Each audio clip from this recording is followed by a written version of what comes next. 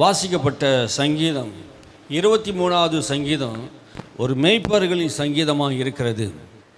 தாவீது ஆடுகளை மேய்த்து கொண்டிருக்கும்போது அவன் தன் வீட்டை நினைத்து பாடின ஒரு சங்கீதம். ஏனென்றால் இந்த சங்கீதக்காரன் தாவீது தன் வாழ்க்கையில் நடந்த எல்லா சம்பவங்களையும் நினைத்து பார்த்து கர்த்தரை பாடக்கூட சூழ்நிலைகளை பார்த்து அவன் பாடக்கூடியவனாக இருந்தான். ஏன் இந்த சங்கீதத்தை அவன் பாடினான் என்று நீங்கள் கேட்டீங்கன்னா, வேத வல்லுநர் சொல்கிறாங்க, சாமுவேல் ராஜாவாக தெரிந்து கொள்ளும்படியாக ஈசாயின் வீட்டுக்கு வந்தபோது, அப்போது சாமுவேல் அந்த தாவீது வீட்டில் இருந்தவங்களாம் 7 குமாரர்கள் இருந்தாங்க. ஆனால் சாமுவேலுக்கு இந்த 7 குமாரர்கள் தெரிஞ்சது. ஆனால் ஒரு குமாரன் இருக்கிறான், அவன் தாவீது. அவன் காட்டில் என்ன பண்ணியிருக்கான், ஆடு மேய்த்து கொண்டு இருந்தான். அந்த ஈசா என்கிற அவன் தகப்பன் ஒரு நல்ல தகப்பனாக அந்த 7 பிள்ளைகள் இருந்தான். ஆனால் 8வது பிள்ளையாக இருந்த தாவீதுக்கு அவன் நல்ல தகப்பனாக இல்லை. அப்படியாப்பட்ட சூழ்நிலையிலே அவன் ஆடுகளை மேய்த்து கொண்டு இருந்தான். அவனை படிக்க விட்டாங்களா இல்லையான்னு தெரில. ஆடு மேய்க்க சின்ன வயசுலேயே அவன் ஆடு மேய்க்க விட்டுவிட்டாங்க. தான் வீட்டில் பெரிய விருந்து பண்ணுறான். விருந்து பண்ணும்போது ஒரு பிள்ளையை விட்டுட்டு இன்னொரு பிள்ளையை நேசிக்க முடியுமா? அப்பா அப்படி நேசிக்கிறான்னா ஓரவஞ்சனை தானே. அப்போ தான் தாவீது சொல்கிறார், என் தகப்பனும் தாய் என்னை கைவிட்டாலும் கர்த்தர் என்னை சேர்த்துக்கொள்வார். வீட்டில் சகோதரர் என்னை வெறுத்தாங்க, என்னை எதிரியாக பார்த்தாங்க. பெத்த தாயும் தகப்பனும் கூட என்ன பண்ணிட்டாங்க, என்னை மறந்து போயிட்டாங்க. பெரிய விருந்து நடக்குது, கடை அடித்து சோறு போடுறதுக்கு நிறுத்துக்கிறாங்க. ஏன்னா ஈசாயின் குடும்பத்திலே ஒருவனை ராஜாவாக தேர்ந்தெடுக்கும்படி கர்த்தர் சாமுவேலிடத்தில் சொல்லி அனுப்பினார். ஆனால் சாமுவேல் உட்காந்து பார்த்தான், இவனா பார்த்தா எவனும் கிடையாது அதில். அப்போது ஈசாயை கூப்பிட்டு கேட்குறான், உன்னுடைய மகன் இவள் தானா? சம்மா வர்றான், சொம்மா போகிறான். அப்படி பேர் 7 பேர் வரான். 7 பேர் வந்து என்ன பண்ணிட்டாங்க, அவன் பாட்டு அவங்க வேலையை பார்த்துட்டாங்க. பாருங்கள், பராக்கிரமசாலி பலனாக இருக்கிறானுங்க, அவங்க யுத்தத்தில் போர் வீரர்கள் தான். ஆனால் கர்த்தர் அவனை ராஜாவாக தெரிந்து கொள்ளலை. யாரை ராஜாவாக தெரிந்து கொண்டார்? சாமுவேல் கேட்குறாரு, பெரிய மகன் வரான், இவனா இளைய மகன் வரான், அதுக்கப்புறம் வரான். இது 7 பேரையும் வந்தாங்க. 7 பேரையும் கர்த்தர் இல்லைன்னு சொல்லிட்டார். 7 பேரையும் கர்த்தர் தெரிந்து கொள்ளலை. ஆனால் தாவீது ஆடுகள் மேய்த்து கொண்டு இருக்கிறான். தாவீதுக்கு யாராவது சொல்லிட்டு இருப்பாங்கும்போது, உங்கள் அப்பா வீட்டில் ஆடை வெட்டி சாமுவேல் தீர்க்கதரிசி வந்துருக்கிறாரு, அங்கே பெரிய விருந்து பண்ணுறாரு, ஆடை வெட்டி விருந்து பண்ணின்னு இருக்கிறாரு அப்படின்னு சொல்லும்போது, அப்போ அவன் பாடுற பாட்டுன்னு சொல்கிறாங்க. என்ன பாடுறாங்க பாரு, கர்த்தரின் மெய்ப்பராக இருக்கிறார், நான் தாழ்ச்சி அடையேன். எல்லா கண்களுக்கு முன்பாடு நான் தாழ்ச்சி அடைஞ்சிட்டேன், யாரும் என்னை மதிக்கலை. கர்த்தரின் மெய்ப்பராக இருக்கா, நான் தாழ்ச்சி அடைய மாட்டேன். என் வீட்டார் என்னை வெறுத்து தள்ளலாம், என் கூட பிறந்தவங்க என்னை மதிக்காமல் போகலாம். ஆனால் தாவீது சொல்கிறாரு, நான் கர்த்தரின் மெய்ப்பராக இருக்கிற அப்படின்னாலே ஒரு நாள் எனக்கு தாழ்ச்சி இல்லை, ஒரு நாள் நான் வெட்கப்பட்டு போக மாட்டேன், எனக்கு ஒரு நாள் குறைபடாது. என் தேவைகள் என்றும் ஆண்டவர் சந்திப்பார். என்னை எவ்வளோதான் அவமானப்படுத்தினாலும் கேவலப்படுத்தினாலும் துக்கப்படுத்தினாலும் கர்த்தரின் மெய்ப்பராக இருக்கிறார், நான் ஒரு நாளும் கீழே தள்ளாடி விடமாட்டார். மெய்ப்பராக இருக்கிறார். அவர் என்னை புல்லுள்ள இடங்களில் மேய்த்து அம்மந்த தண்ணீராண்டை கொண்டு போய் விடுகிறார். என்னை நான் ஒரு ஆடு போல கர்த்தர் என்னை மெய்ப்பராக இருந்து எனக்கு தேவையானதை எல்லாம் அவர் எனக்கு சந்திக்கிறார்.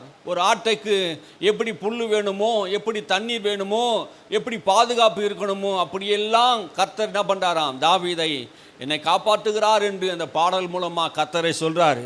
அவர் என்னை புல்லுள்ள இடங்களில் மேய்த்து, புல் இல்லாத இடங்கள் உண்டு, ஆனால் மேய்ப்பன் நல்ல மேய்ப்பனாக இருந்தால் அந்த ஆடுகளுக்கு எங்கே புல் இருக்குது என்பது தெரிஞ்சு அந்த ஆடுகளை என்ன பண்ணுவான், ஓட்டி கொண்டு போய் அந்த மேய பண்ணுவான். அப்படின்னா என்ன அர்த்தம், அவர் பசியாக இருக்க விட மாட்டார். தன் தேவனுடைய பிள்ளைகளை பசியாக இருக்க விட மாட்டார். தாவீது சொல்கிறாரு, நான் இளைஞனாக இருந்தேன், முதிர் வயதாக ஆனேன், ஆனால் அப்பத்துக்காக நான் அலைந்து தெரிந்ததே கிடையாது என்றார். அல்லேலூயா. நீதிமான் கைவிடப்பட்டதும் இல்லை என்று சொல்கிறார். சிங்கம், காட்டில் இருக்க சிங்கம் பசியோடு கூட இருக்கலாம், சிங்க குட்டிகள் பசியாக இருக்கலாம், கர்த்தரை தேடுகிற எனக்கு ஒரு நன்மையும் குறைபடாதுன்னு சொன்னார். அல்லேலூயா.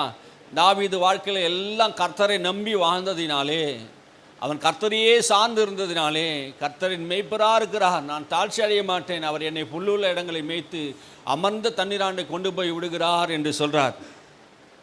அவர் என் ஆத்துமாவை தேற்றி தம்முடைய நாமத்தின் நிமித்தம் என்னை நீதியின் பாதையில் நடத்துகிறார். என் ஆத்துமாவில் வருத்தம், என் ஆத்மாவிலே வருத்தம், கஷ்டம், துக்கம், பாடுகள் நிறைய இருக்குது, சொல்லி முடியாதது. இரவு நேரத்தில் அவன் தலகாணியெல்லாம் நினைஞ்சு போச்சான். என் படுக்கை கண்ணீரினால் நினைந்து போடுது சொல்கிறாரு. அவ்வளோ கண்ணீர் படுக்கையில். ஒவ்வொரு நாளும் அவனுடைய வாழ்க்கையில் கசப்புகளோடு வாழ்ந்தான். அவன் சின்ன வயசில் அவ்வளோ கசப்பு, சின்ன வயசுலேயே அவ்வளோ பாடுபட்டான். அதான் சொல்கிறாரு, என் ஆத்மாவிலே தேற்றக்கூடிய ஆட்கள் இல்லை. அவர் என் ஆத்மாவை தேற்றி யாருமே இல்லை. ஆனால் நம்முடைய ஆத்மாவில் இருக்கிற கலக்கங்கள், வேதனைகள் யாருக்கும் தெரியாது. ஆனால் தேவன் அறிவார். அல்லேலூயா. நமக்கு தெரியும், தேவ பிள்ளையை உன் வாழ்க்கையில் ஏதோ ஒரு கலக்கம் இருக்கலாம், பயம் இருக்கலாம், உன்னை மதிக்காமல் யாராவது போயிருக்கலாம். ஆனால் ஆண்டவருடைய வார்த்தை சொல்லுவது, உன் ஆத்மாவை அவர் தேற்றுவார். நீ கலங்கி இருக்கும் போதெல்லாம் உன் ஆத்மாவை தேற்றுவார். எனக்கு உதவி செய்யலையே, யாரும் எனக்கு பண்ணலையே நீ நினைக்கவே நினைக்காத. கர்த்தர் கவனிக்கிறார். அல்லேலூயா. எல்லா சூழ்நிலையிலும் உன் ஆத்மாவை தேற்றி தம்முடைய நாமத்தின் நிமித்தம் உன்னை நீதியின் பாதையிலே நடத்துவார். என் வாழ்க்கையில் ஒரு நீதி பாதையிலேயே, ஒரு நீதி நியாயம் இல்லையே. என் குடும்பத்தாரே என்னை என்ன பண்ணிட்டாங்க, என்னை ஒதுக்கி வச்சிட்டாங்க. ஆடை மெய்டா சொன்னாங்க. ஆடை மெய்னா யாரை சொல்லுவாங்க? ஒன்றுத்துக்கும் உதவாதவனே, குடும்பத்தில் நல்லா படிக்க தெரியாதவனை என்ன பண்ணுவாங்க, ஆடு மெய்யும் மாடை மெய்யும் தான் சொல்லுவாங்க. இல்லைன்னா நம்ம ஊர்லலாம் பாண்டை தூக்குன்னுவாங்க. கூலி வேலை செய், பாண்டை தூக்கு, மூட்டை தூக்குன்னுவாங்க. அந்த நாட்களில் ஆடை மேய்க்க சொல்லி என்ன பண்ணிட்டாங்க, தாவீதை புறம்பே தள்ளிவிட்டாங்க. அவன் ஆடுகளை மேய்த்து கொண்டு இருந்தான். அவன் வாழ்க்கையிலே நீதியின் பாதையே இல்லை பாருங்கள். என் வீட்டாரெல்லாம் வெறுத்துட்டாங்க. வீட்டில் பெரிய விருந்து இருக்குது. ஆனால் என்ன பண்ணல, எங்கள் அப்பா கூப்பிடல, என் சகோதரன் கூப்பிடல, பெத்த தாய் கூப்பிட பார்த்தா பெத்த தாயும் கூப்பிடல. எனக்கு ஒரு நீதியின் பாதையே இல்லையே. ஒரு நீதி இருக்குதா? ஒரு குடும்பத்தில் ஒரு காரியம் நடக்குது, ஒருத்தர் ஒதுக்கி விட்டு நம்ம செய்யும்போது எப்படி இருக்கும்? நம்ம நீதி இல்லாமல் இருக்குதுல்ல. அது சொல்கிறாரு, நீதியின் பாதையிலே என்னை நடத்துகிறார். எனக்கு ஒரு நீதி வைத்திருக்கிறான். நான் மரண இருள் பள்ளத்தாக்கில் நடந்தாலும் பொல்லாப்புக்கு நான் பயப்பட மாட்டேன். என் வாழ்க்கையில் எத்தனை காரியங்கள் மரண இருள் வந்தாலும், ஆனால் நான் என்ன பண்ண மாட்டேன், பொல்லாப்புக்கு பயப்பட மாட்டேன். ஏன் நான் பயப்பட மாட்டேன்? தேவரீர் என்னோட கூட இருக்கிறீர். அல்லேலூயா. எல்லா சூழ்நிலையும் யார் உன்னை கைவிட்டாலும், யார் உன்னை ஏமாற்றினாலும், யார் உன்னை வஞ்சித்தாலும், ஆண்டவருடைய வசனம் சொல்கிறது, தேவரீர் என்னோட கூட இருக்கிறீர். ஆமே. கடவுள் கூட தான் இருப்பார். எப்போது ஆண்டவர் நம்மோட தான் இருப்பார். சிறுமைப்பட்டவன் மேல் சிந்தை உள்ளவன் பாக்கியவான். நீ வாழ்க்கையில் சிறுமைப்பட்டு ஆத்மாவிலே ஒரு பலன் இல்லாமல் வாழ்ந்து கொண்டு இருக்கிறியா? ஆண்டவர் சிறுமைப்பட்டவன் மேல் சிந்தை உள்ளவனாக இருக்கிறார். அல்லேலூயா. இந்த உலகத்திலே தேவரீர் என்னோட கூட இருக்கிறீர், உமது கோலும் உமது தடியும் என்னை தேற்றும். அல்லேலூயா. ஆண்டவருடைய வசனம், ஆண்டவருடைய அதிகாரம், வல்லமை உன்னை தேற்றும், உன்னை தாங்கும். பயப்பட வேண்டிய அவசியம் கிடையாது. சங்கீதக்காரன் சொல்கிறான், என் சத்துருக்கு முன்பாக நீர் எனக்கு ஒரு பந்தியை ஆயத்தப்படுத்தினீர், என் தலையை எண்ணெயினால் அபிஷேகம் பண்ணினீர், என் பாத்திரம் நிரம்பி வடிகிறது. அல்லேலூயா. இது என்ன சொல்ல வராரு?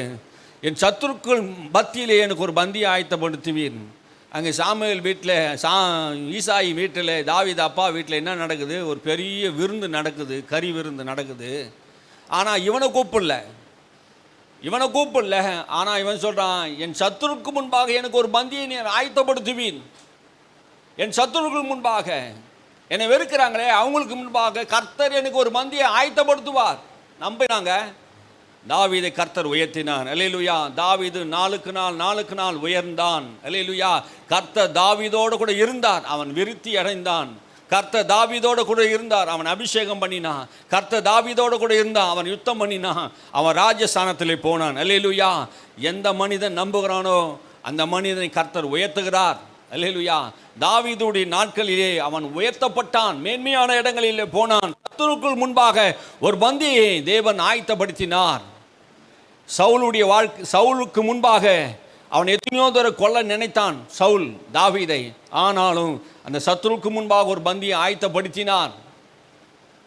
அங்கதான் பந்தி இல்லை, எனக்கு தேவன் சத்துருக்கு முன்பாக ஒரு பந்தியை ஆயத்தப்படுத்துவார், பெரிய விருந்து வைப்பார் என்பதை அவன் சொல்லுகிறதாகவும், என் தலையை எண்ணெயினால் அபிஷேகம் பண்ணுகிறார். எங்கள் வீட்டில் ராஜாவாக தேர்ந்து கொள்வதற்கு அபிஷேகம் பண்ணுவதற்காக சாமுவேல் வந்தான். ஆனால் இங்கே சொல்கிறாரு, நான் வனாந்தரத்தில் இருக்கிறேன், என் தலையை தேவன் என்னை அபிஷேகம் பண்ணுவார். அல்லேலூயா. யார் மறந்தாலும் கர்த்தர் என்னை மறக்க மாட்டார். கர்த்தர் என்னை கைவிட மாட்டார். கர்த்தர் என்னை உயர்த்துவார் என்கிற நம்பிக்கை உன் வாழ்க்கையில் இருக்குமானா தாவீது சொல்கிறது போல நீங்கள் சொல்லணும். என் சத்துருக்கு முன்பாக ஒரு பந்தியை ஆயத்தப்படுத்தினார், என் தலையை எண்ணெயினால் அபிஷேகம் பண்ணினார், என் பாத்திரம் நிரம்பி வழியும். அல்லேலூயா. உங்கள் பாத்திரம் நிரம்பி வழியுங்க. பரிசுத்த ஆவியானவர் உங்கள் பாத்திரத்தை நிரம்பி வழிய செய்வார். என் ஜீவனுள்ள நாட்கள் எல்லாம் இதை அவர் செய்கிறதினாலே நான் உயிரோடு கூட இருக்கிற நாட்கள் எல்லாம் கிருபை என்னை தொடரும். அல்லேலூயா. இந்த பூமியில் நான் வாழ்கிற நாட்கள் எல்லாம் தேவன் என்னோடு கூட இருந்து அவர் கிருபை என் வாழ்க்கையில் தொடர செய்வார். கர்த்தருடைய வீட்டிலே நான் நீடித்த நாட்களாக நிலைத்திருப்பேன். அல்லேலூயா. நான் கர்த்தருடைய வீட்டிலே நீடித்த நாட்களா? எந்த வீட்டில்? என் வீட்டில் இல்லை. எனக்கு வீட்டில் இடம் கிடையாது. எனக்கு வீட்டில் இடம் கிடையாது, தங்கறதுக்கு இடம் கிடையாது. அவனை ஓலக்கொட்டாயில அந்த ஆடுகள் மத்தியில் தான் அவன் வாழ்ந்தான். அதான் சொல்கிறான், நான் கர்த்தருடைய வீட்டில் நீடித்த நாட்களாக நிலைத்திருப்பேன்.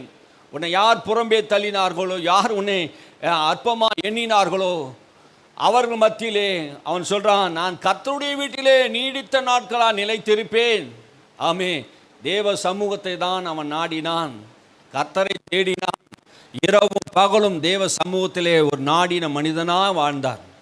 பவுலுடைய வாழ்க்கையிலே அதே போல் பவுல் என்ன பண்ணார்? கர்த்தரையே தேடி கர்த்தரையே சார்ந்து வாழ்ந்தார். இந்த தாவீதும் கர்த்தரையே சார்ந்து வாழ்ந்தான். அல்லேலூயா. கர்த்தருடைய வீட்டிலே நீடித்த நாட்களாக நிலைத்திருப்பேன் அப்படின்னா என்ன அர்த்தம்?